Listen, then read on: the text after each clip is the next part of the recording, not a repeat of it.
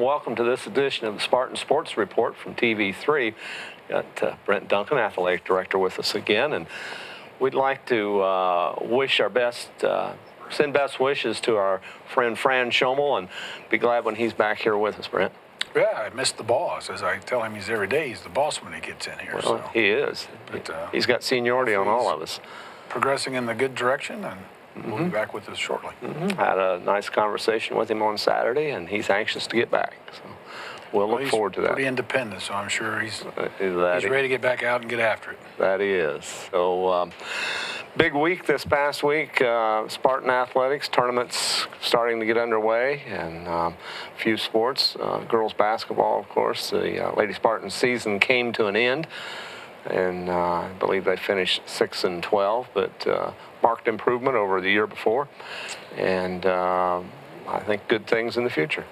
Yeah, I thought a lot of positives as the season went along, and the game didn't end like we wanted to at Rushville against Lawrenceburg, but got off to kind of a sluggish start and had it back to 6 points there to start the fourth quarter, and just seemed like the lid went back on the bucket again in the fourth quarter, and things didn't fall our way. But I think 5 of the teams that we played might still be playing in the regional this weekend, so that's, and we didn't beat any of those teams, and East Central and the conference still in there, and Rushville's still in there, and we want to wish those ladies the best luck this coming week. But a lot of improvement, and I'm hoping we have a summer where Michelle can get out and practice. We've talked many times that you make your players in the summertime, and the winter's when you get to show off what you've learned in the summertime, and unfortunately for her, she's not had 2 summers yet, so let's hope that we have a better summer this year for her. I think we will. I believe knock on wood, I think things are trending, at least as we always say, in the correct direction today, so let's hope it continues to get better as things roll along and the warm weather starts to come around. I have to say goodbye to 3 seniors that were a big part of the team, but looking at some of the younger girls that were on the junior varsity coming along, I think that future can be bright. Yeah, you always hate to lose your seniors, and with Elise and Miranda and Bailey, you always hate to have them go away, but that's kind of how it works, and the next beat's going to step, and next year there's going to be a season, and there'll be different seniors, and we'll have to say goodbye to them as well. But you look at our younger kids, and even in the middle school, I think we have some athletic girls coming. I'm not sure they're all great basketball players right now, but they're better athletes and have the potential to be better athletes, so you can make them into basketball players. And I think that's what Michelle will have an opportunity to do this summer.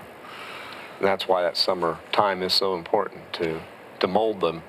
Well, I think it's just getting to be used to the kids and the other teammates and knowing what she's expecting out of you. It's hard to do that in that season when you're working on those things, but you're also preparing for the other teams and trying to do specific things to counteract what they do. So the summertime is definitely in the spring and the fall before everything gets rolling is when you have a chance to focus on yourself and take care of what we need to get done as a program and put our parameters in and what the expectations of what's going to happen in the summertime, because they don't know that yet.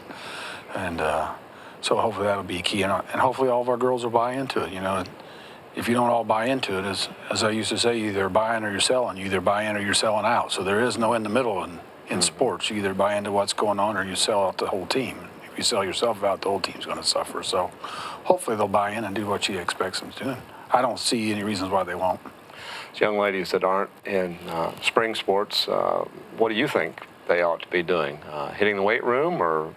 Well, that's what we want all of them. We have more and more of our kids in the weight room, but if we don't get everybody to buy into the weight room wholeheartedly, then it's going to make it difficult, because obviously we need to have strength in everybody's program.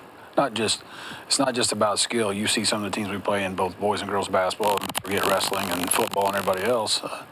If you don't have that core strength, it's hard to compete. So I'm sure she'll do a good job of getting them in. And they're in the weight room now during the season, so it's just getting all the new people in. And there's more and more of those. That's when you hire them, you tell them that's what they're expected. So as the old guard changes and people move, they all know they need to get into the weight room and do the things they need to do. So hopefully that'll take place. Had girls at New Pal this past week for the swim sectional. Tell us about our results there. Well, we did all right. We didn't get anybody to get through to the state meet. If you don't know anything about swimming, it's sectional to state. Besides the diver, there is a regional in the diving. We didn't have any divers. We started with 1 or 2 and didn't end up with either one of them. And unfortunately, you have to win your race to get to the state finals, and we didn't have any of our ladies place in first place, so we're done. But as Coach Bidner said, most of them had their PRs on the swim sectional, so hopefully that'll bode well for the future.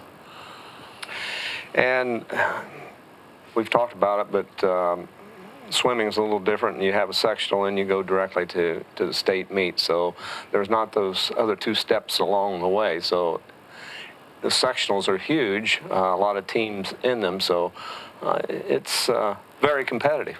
Yeah, and it's a team sport, but in that space, you're just really your individual, and whether it's your team or your relay, you got to really focus on those things, because chances that we get everybody out because of our numbers, we don't have a huge squad. We had 14 to 16 girls compete, but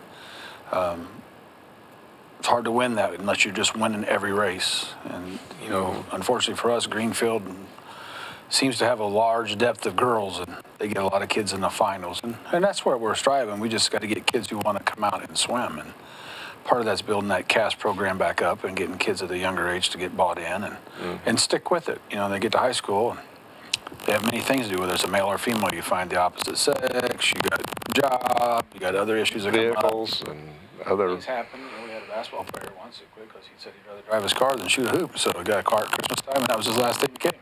Well, well, and I understand that. I like cars too. You can't fix those things. Those are just part of people, and hopefully we'll get more kids out. So, one thing that always comes to mind, though, when you mention situations like that, no matter what the sport is, in high school you have 4 years of eligibility, and that's it. And once that's gone, you never get it back. Well, I think so many people don't realize that, for most kids, about only 3% of the kids in the whole country are going to go play anywhere in college, and that's anywhere in college. And less than about 1% of that is major, big-time Division I. And people always say they make too much money, but you forget they are 1 in a million at that level. There aren't 400 LeBron Jameses walking around, or Kobe Bryants, or whoever else you want to throw in that mix. So it's a tough one. So for 97% of the kids, high school is going to be it. And, you got to work hard and enjoy it for those 4 years. And sometimes I think we get too focused on trying to be best at one sport. We had Evan Shafer qualify for regional, or semi-state, won the regional in his weight class and advances on. And he's been quite the athlete for CHS. Well, he's young for his age. He should really only be a junior. I definitely would like to have him back, but, he's a senior and going to move on. But he did. He's 33-0 currently at 285. He doesn't weigh 285, but he has to wrestle at 285 because he's above the 220 mark, and he's not going to get down to 220 based on his size. So he won the Richmond Regional at that weight, and then last week we put a little blurb out that he signed to play football at Hillsdale College in Hillsdale, Michigan, which is NCAA Division II.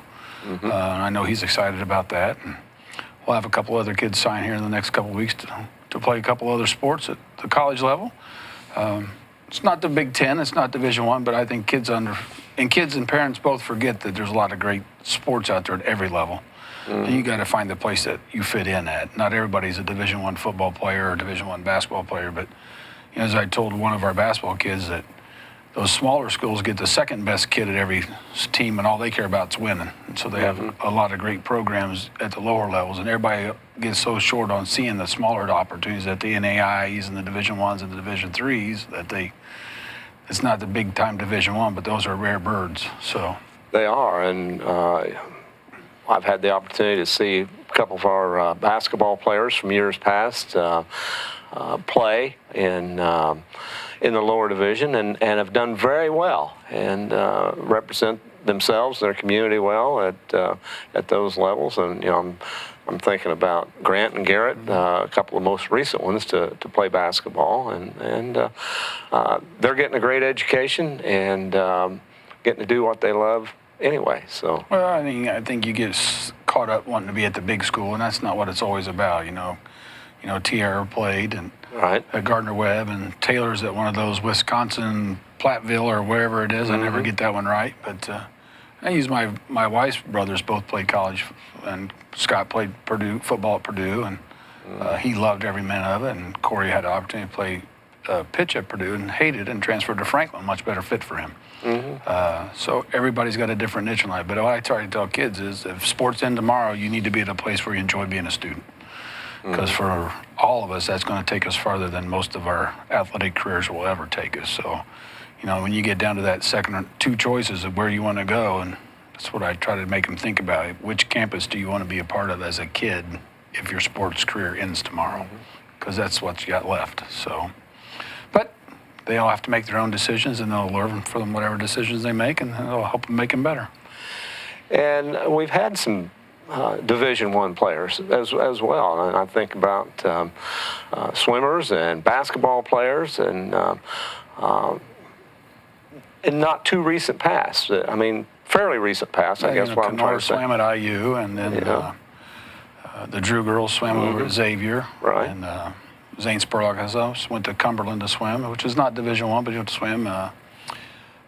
Andy Stan walked on at IU and played football. So we've had those opportunities. And, I know Coach Kelly's kid's going to play at Marion University in Indianapolis. And, we've had them. So. Had Laura, who is assistant basketball coach now, that played at Valpo. And Andy played at Butler. So. But it's a different world, and I think kids forget that once you get to that level, I don't want to say they own you, but it's a job. I mean, there are certain things you got to do, and you're there 24/7, and whenever they want to have practice, it takes a lot of discipline. So, but it's a great experience. But first and foremost, you got to get your education, and as we said earlier, that's what's going to happen for 97% of those kids walking out of high school. Is that last match they play in or that last track they run around is going to be the last time they do that competitively, and that's okay. I mean, it's not, the next level isn't for everybody. And most of them's going to go out and have to make a real living. And that's why we hope so, that we put out good people, not just good, athletes. We hope they're good citizens and contributing members of the society that make a difference in life. So, what do we got coming up in sports this week? We got middle school wrestling tonight, so a lot of middle school things are getting ready to wrap up. But we got boys varsity JV basketball on Thursday with East Central. We also added supposed to be on the road Thursday with a freshman game, but we're going to bring Knightstown in, so it'll be in the Spartan Arena at the same time as the JV game starts. And then Saturday we got New Pal here in the bowl again, so we got 2 home games this week, and currently we're still at, assuming things don't change as of Wednesday, we'll have 1,300 people allowed in Spartan Bowl, and we'll have voucher stuff ready for them again as soon as we get the word of where we're going to be at. I'm going to be at Newcastle in the morning watching Evan hopefully place and win his first 2 matches. And once you win your first 2, that means you've qualified for the state meet, because that'll put you in the top 4. And there's 16 wrestlers coming in, so you got to win the first 2 rounds. Win the first 2 rounds, you get punch your ticket to Banker's Life come the next weekend. So, well, good luck to him. He's had a good season here. So yeah, hope when you win the regional, you get seeded against the number 4 seed from one of the incoming regionals, but you hope that's not an upset. Right. And you truly get a number 1 or a number 2, but you still got to win, you still got to compete, and you get to the semi-state level, there's not really any slouches that are sitting there. You just got to be smart, and hopefully Evan will keep his head in tune, and for a kid that's 240 or whatever he weighs at this time, he's fairly quick and pretty agile. And for those of you who don't know, I hope he comes back out. He's the high hurdler in track, so I wish you don't equate that 6'4", 6'5" body being as quick as he is. But if you've watched him run with his football equipment on, when he gets out in the open, it's not. They're not just chasing him down. He's got a little bit of speed behind him. So I hope he comes out and runs track. But if you sign that paper to go to football, there may be different expectations for him. But I hope he has the opportunity to do that. So. Gymnastics is getting ready to come up. We got an invitational this Saturday with 8 teams coming in and some individuals. So Coach Borders will have the girls in the gym starting Saturday morning at 11. Hopefully we'll perform well. And that's at the high school gym? Yeah, that one is at the high school. They'll set up Friday night and get everything ready. And Mr. Liggett will be there running the gymnastics meet for us. And spectators? Well, we can sit 200 people, so we've kind of limited it, because time you get all the girls in and give each of them 2, there's hardly any tickets left. So there probably won't be any tickets just for the general public to get into there, just because of the number of girls on the teams bringing. I'm not going to say they're all going to bring 2, but you can't speculate they won't all bring 2. So, so it'll probably be just the 2 tickets for all the competitors only that day. Okay. And boys swim sectionals coming up week from not Thursday. Not this week, the following week. Yeah, week from Thursday. Right, so it's just hard to think it's already that time. And yeah, winding down. We'll be talking about spring sports here. we're, next weekend and this weekend we're halfway through February. So won't be long when we get to March. The only things left is gymnastics and basketball when you come the first weekend of March, because the girls' gymnastics sectional is the last Saturday of February. So it's only about 3 weeks away as well. So it's hard to imagine that. We mentioned hopefully being able to continue to have 25% at the bowl. It was nice on Saturday. Having a few more people in there, I thought it added to the excitement.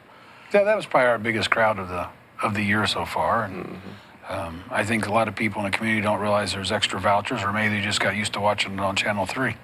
So maybe we hope that's the case for this year, and not the case for next year. So. But yeah, the more people we can get in, and if we can get some of our kids to get in there, the high school kids, they have the opportunity to get those vouchers when we get to the general public. And it's not just for those who happen to be one of the fortunate ones who got a season ticket this year or an all-sport ticket. So once that first day's over, then it's open to anybody that wants to come and get them. And, we try to tell our opponents that you're allowed to, but you can take the opportunity and take a chance and drive down and see if there's a voucher left. I can't guarantee them that, but when you open it to the public is the public. So. Right. Nobody asks where they're from when they walk up the ticket line. I don't know when they ask to put their $5 out and want to buy a ticket. So as long as we have vouchers on the counter that we pull when each person goes in, so we know when we hit our last voucher, we're done. And hopefully we get all 1,300 of them out this week. This has been a strain on the budget as well. Well, it's not as nearly plentiful as it used to be prior to the year, but hopefully we'll have a better year next year and we can rebound. So. Well, TV3 was at Spartan Bowl on Saturday, and when we took on the number 2 team in the state, Lawrence North, and we got some film on that. They came in at 16-2, and man, they were big, Brent. Yeah, I thought, they got a kid that's going to IU to play quarterback or recruited as a quarterback. They got one, I believe, going to Central Michigan and one going to Butler. And I think IU's looking at one for basketball that's an underclassman. So, but I think it shows if you buy into what coach is selling and you take care of the ball as a group and play as a team, anything's possible. We're down 16-6 and we got the ball with 2 down and start a quarter and opportunities to win. Make a shot here or there, and everybody looks at the end again, and it's not always the end. It's sometimes the beginning. But when their kids were down 10 points or more, they never gave up and they battled back. I think that's a really good attribute that they have, and that's instilled from the coaching staff, that you don't give up, and they just chipped away and put themselves in a position where the shot here or there could have made the difference. Yeah, we had the ball and a chance to tie it, missed a shot, and made a bad pass or 2 here and there, but they definitely had to work at getting out here with a win in their hands. So obviously we won't have a chance to play them again since they're 4A, but they're number 2 in the state for a reason. Got 3 to 4 Division I athletes on the team. And Hall of Fame coach that's coached probably 1,300 games or more. And yeah, I think he got there in about 1979, give or take. So he's the only coach they've ever had at Lawrence North, the head coach. So, of course, when you look at their staff, there's probably 7 or 8 others listed on the.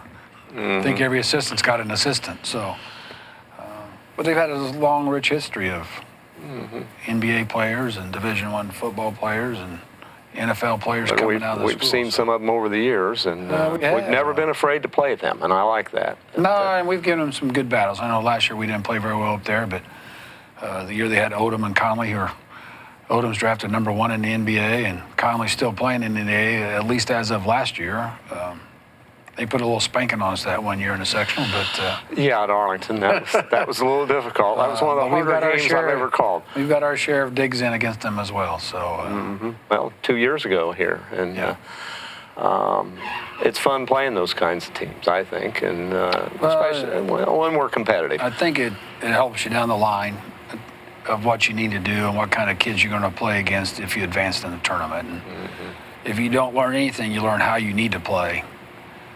Compared to how some people think you ought to play. And there's a difference in that. So there is. If we run up and down the floor with an athletic team, we're going to get beat in a Right. 25, 30-point blowout. Right. We play our style, and we had a chance at the end to. It was a one-possession game. Well, and I think you see that a little bit with our girls starting to do that, where you're taking care of the ball and making it more the style they want to try to play and not the style that the other team wants to play. And that's what Coach Brown does a good job of, taking away their strength. They have to work for everything to get on offense, and sometimes they're just better than we are. Right. And their abilities are just better than our abilities. And, we had a couple of shots that I thought we were going to get. And they didn't try to block a lot of shots, but they got a couple in crucial times. And that's just where our kids got to learn to use the goal again as part of their friend and reverse it underneath and get the goal in the way so that they don't have the easy opportunity to block it. And when you see guys like Carter Bodwell that aren't very tall, Jonah Graham, not afraid to go in against those guys that are 6'9" and drive in under the basket, I love watching that. And they become successful doing it. I think if you like basketball, you like the way we play. If you like scoring, you don't like the way we play. But if you like the game of basketball and the art of basketball, I think you can watch our fans and our kids can see that. Our fans can see that our kids understand what it takes to play basketball. It's not just about can you run up and down and can you shoot. It's can you pass and can you defend and can help your teammate out and all those other things that go along with it. So I see discussion about shot clock in high school, and by doing that, it's my opinion, some people are in favor of it, but by doing that, you're speeding up the game and not necessarily, you're not evening the playing field, the playing court at all by doing that, because a lot of it is playing to your strength and the strategy of. The shot clock's good if you can recruit the kind of kids you need to have that can play to the shot clock. If you just got what you got, you haven't. And I don't remember which college coach it was at a clinic. I want to say it was Nolan Richardson, and they like to run at Arkansas. But he said, I think it was him, but I won't swear to that. He always high school never puts the shot clock in. He says that's like telling the rabbit that every 45 seconds you got to come out from the brush and face the guy with the gun. So that's a good analogy. He said if you give the rabbit a gun, we have less hunters. So that's pretty good. But I hope it never comes in. I think it will change the way basketball is. And I don't know. There's an easy number, and somebody said, "Well, how about a minute?" And I said, "Well, how many teams hold it for a minute besides us and a few other teams in the state anyway?" Probably not very many. Not very many. But if you look in our conference, we have a lot of guys that do that. When it comes down to it, we have a lot of people on our schedule that play possession by possession basketball, and we're not the only ones in the state that see that happen. So, yeah, it's exciting. Well, taking a look now at EIAC boys basketball standings, Spartans still in the lead and control their own destiny at 4-0. Greensburg at 4-1. East Central 3-1. Team we will see here at the Grand Palace on Thursday, and important for the Spartans to continue to play well and keep that record unblemished. Lawrenceburg's at 2-2, another team we'll see before the end of the season. South Dearborn at 2-3, Batesville at 2-3, and Franklin County will see them, I think, next to the last game or somewhere in there. They are 1-4, and Rushville continuing to struggle at 0-4. Boys basketball scores and schedule: Connorsville 10-7. They lost to Jennings County and lost to Lawrence North. They host East Central, as we said, on Thursday. Have New Palestine here at the Bowl on Saturday. Rushville 1-14, lost to Shenandoah 66-39. They host Centerville Tuesday and are at Lawrenceburg on Saturday. And that may be rescheduled due to the girls' regional. And we'll find out about that.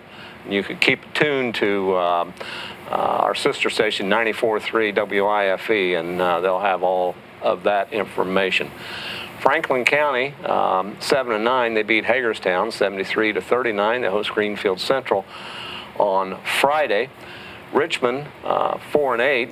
They lost to Anderson 55-51 and lost to McCutcheon 68-66 in 2 overtimes, and they will entertain Indianapolis International on Tuesday. I was going through this. I'd never even heard of Indianapolis International. They're a 1A school. And at Kokomo on Friday, they'll be home with Logansport on Saturday. Cambridge City Lincoln is 6-10. They lost to Union County 55-32. They're home with Hagerstown on Tuesday and at Winchester on Friday. Centerville, they're 4-11. They lost to Winchester 86-37. Lost to Morristown 65-44. At Rushville Tuesday and home with Blue River on Friday. And at Walden on Saturday. They got a busy week. Union County 7-10 defeated Lincoln 55-32. They're home with Northeastern on Tuesday, a team we'll see the last game of the season, and they will host North Decatur on Friday. Taking a look at girls basketball, sectional results. Of course, Lady Spartans fell to Lawrenceburg 45-34. They close out their season at 6-12. Rushville, they're 17-8. They defeated South Dearborn in the sectional 78-28. Beat Greensburg 66-52, avenged an earlier loss. They demolished Lawrenceburg 47-26, and they're at the Charlestown Regional versus Washington that is 19-1 on Saturday. Franklin County lost to Greensburg in the sectional 70-55. Richmond 8-6 lost to Mount Vernon 44-32. Lincoln finished their season 3-14. They lost to Union and Modoc 59-46. Centerville just 1-13. They lost to Northeastern 82-19. Union County, they hosted a sectional. They ended 6-6. They defeated Knightstown 48-20 and lost to Shenandoah 44-26. East Central, they are 19-4. They beat Columbus East 43-17, defeated Martinsville 68-62 in 2 overtimes, and won their own sectional over Columbus North by a score of 38-29. They'll be at Bedford North Lawrence Regional on Saturday to take on BNL, which is 21-2. So that wraps up girls sectional action, and got a couple of conference teams advancing to regional play, and we want to wish them best of luck. And I'll put a little plug in once again if anybody is interested in listening to girls basketball on Saturday. 94.3 Hometown Country will have that for you, and I will probably, if we're not on the air at that time, I will probably be listening as well, because it's just if you like basketball, you like basketball. If you're a basketball junkie, you're a basketball junkie. So hopefully I'll be at the Newcastle semi-state, hopefully getting them through and watching him compete, try to get those first 2 wins under his belt to guarantee a spot at Banker's Life on a week from Friday night. So that'd be fantastic. So we've had some wrestlers there over the years. So. Yeah, the last one was probably Colton Gonzalez. I think Jacob Red got to the opening round, didn't win his first match, and Colton got to day 2. I know Tom Ganniger and Kyle Barrett made it there, and then the last that I can remember, and then boys diving starting, and Quentin's been in the state finals the last 2 years in the Saturday round, and first year he didn't get to the first cut. Last year he made to the first cut and missed the second cut, so hopefully this year he'll be in the final cut and be on the diving board competing for one of the medals. So that'd be great. Be awesome at some point in time to put a medal on one of our kids' necks. So my time's running short on the board, so it'd be good to have one. We better get on the stick here. So this would be a good time as any. Well, Brent, appreciate you as always coming in and sharing some time with us, and look forward to another great week of Spartan athletics. Well, thank you. Appreciate being here, and continue improvement for Fran. Good night, everyone.